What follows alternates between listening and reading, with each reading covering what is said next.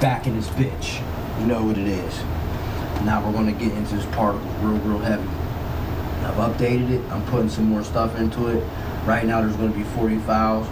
So you guys might wanna flag this because this is gonna be some heavy stuff. Now, let's talk about what the particles are.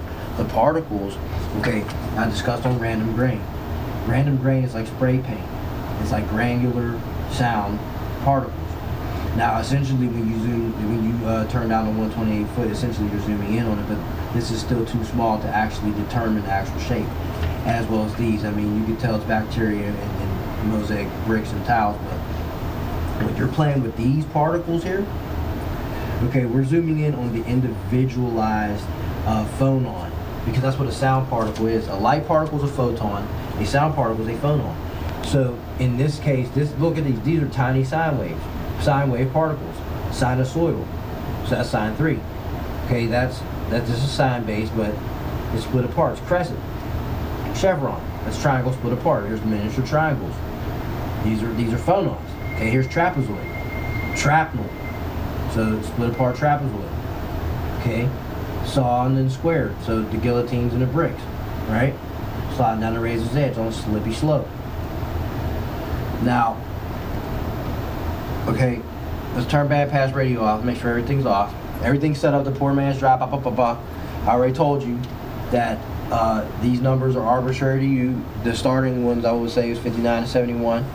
And when I say 59 over 71, that means filter 1 over filter 2, but it's going in because it has to be serial. You have to turn the radio on.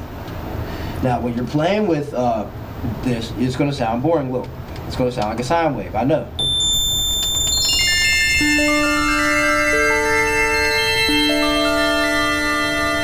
Now I have an LFO, and I have the LFO moving it, but you can't really tell. The reason why you can't tell is because you haven't zoomed in on it under the microscope, because that's what the bandpass radio does, and or reflection. It puts it under a magnifying glass.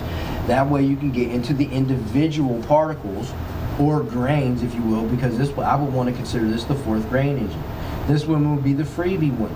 This is how I can get you guys to understand this stuff a little bit deeper before we get into I've already gotten into this, but getting into this, seeing it from a perspective, we'll be able to turn it out. And then when you put these degrees on it, I already told you what happens. Alright. So what you do is you put it under magnifying glass, right?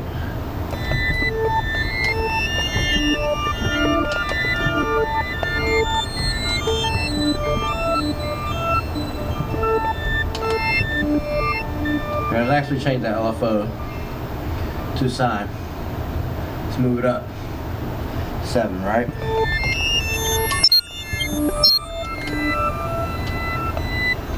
Now you want to get into antimatter, you go all the way down to 128, which we know is really 512. See, you get nothing barely. You have to turn it up on an octave to get it.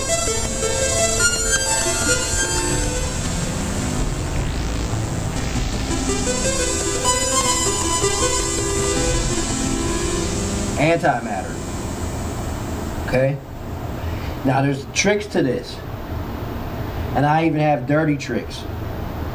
Playing with antimatter on the second oscillator, have a little sparing FM, like maybe 16, that would be a number. That would be the number. Anything more would be a little bit overdoing it, but it's arbitrary to you. However, 16 will be a good blend, you know? Now, you guys are aware, I told you, okay, so we're in 3-row particle. At 8 foot, there's 12. You have to use visualization. This is how it's written out, but this is exactly how the machine has AI in it.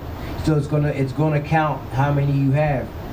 If this is gonna be in an 8 foot registry, that's 12. Alright? And I'm gonna get into some other stuff too, because the stuff that I added in, you can have up to, where's the paper at? You can have up to 1,024 particles on one oscillator going off. Or you can have 768, so you times that by 2, that's 1536 or 2048 or something like that. And you can do some serious stuff, but that's with the squares. like steps. I have to show you. So we're playing with 12 particles now. Turn to 16, now it's only 6. Turn to 32 is 3. Now it's 1.5.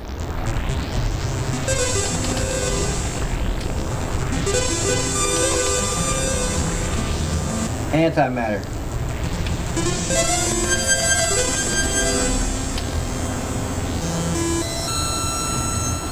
Let's get to some more interesting stuff. Let's turn the bandpass radio on, FM it, because you know how that goes. FM goes to 01. Let's turn that down a little bit. We got the radio.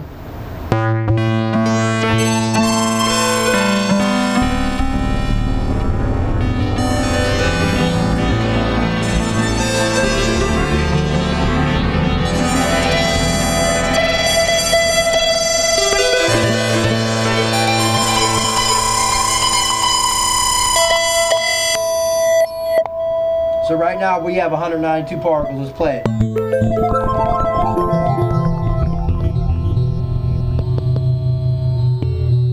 Degrees.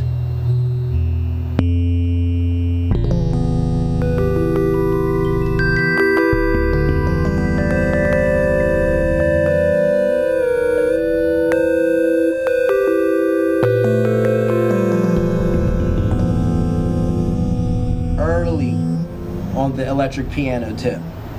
You know how nasty your roads would be if you programmed it with the proper dynamics and yata mashata? It would be extremely, extremely retarded.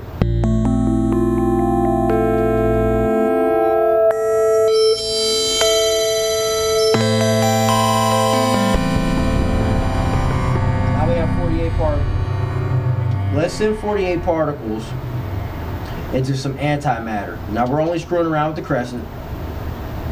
So let's bring in crescent and turn it to crescent antimatter, which is 128 on the foot. Oops. Crank that down there. Let's set up a little bit FM radio on the oscillator. So you get oscillator 2 is the FM source for oscillator 1. You crank it up to like 16. Make sure oscillator 2 has the LFO is the PWM source, and then you crank it to the negative 64. Actually, you know what you should do? You could actually crank that to the plus 63 and crank the first one to negative 64, and then turn the pulse width to 64 on both oscillators. This is one thing you could do, because this would be fission, or the separation of an atom or particle. Fusion or collision would be the other way around. So the polar opposite, 0 and 127.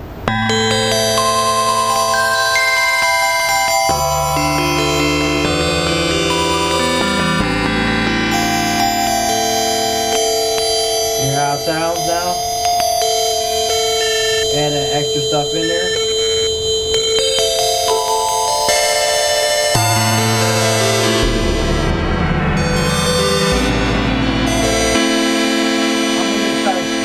Episodes really short and sweet, and I'm going to try to break it down with a sledgehammer and a chisel. Like a sledgehammer is kind of have like a cut off haft or hilt to it, so it's like a mallet, really heavy, and a chisel that's you know what I'm saying? I'm really going to nail this shit. And then you guys will be able to take this information, take these videos, rewind them, playback, blah blah blah. Any questions, you know, hit me up. I got the answers, and if I don't have the answers, I will have them soon. Rest assured upon that.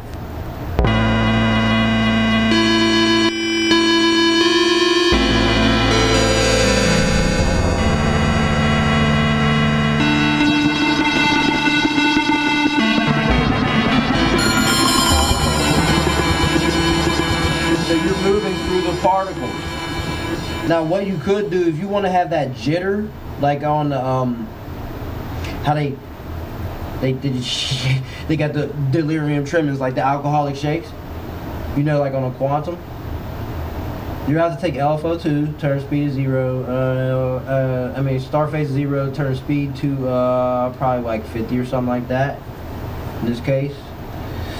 And I want to say you want to take the LFO2 to go to 01 pulse width and you probably want to crank it in one direction. On a plus tip, get a 2, set the same as LFO2. To O2's pulse width, and crank it the opposite, so inversion.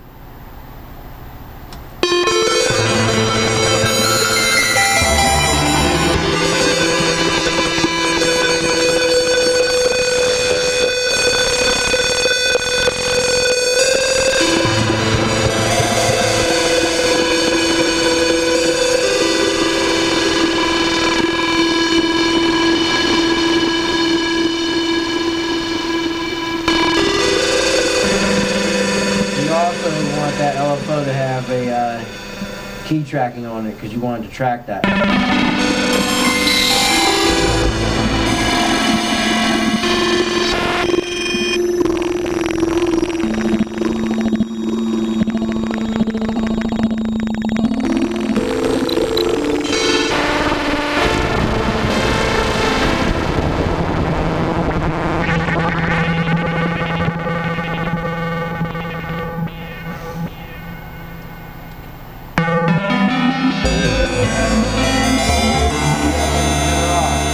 Another way to get jitter, actually a better way to get jitter is to use a loop ball envelope. We'll get into that in the probably next episode. Yachts. Alright, so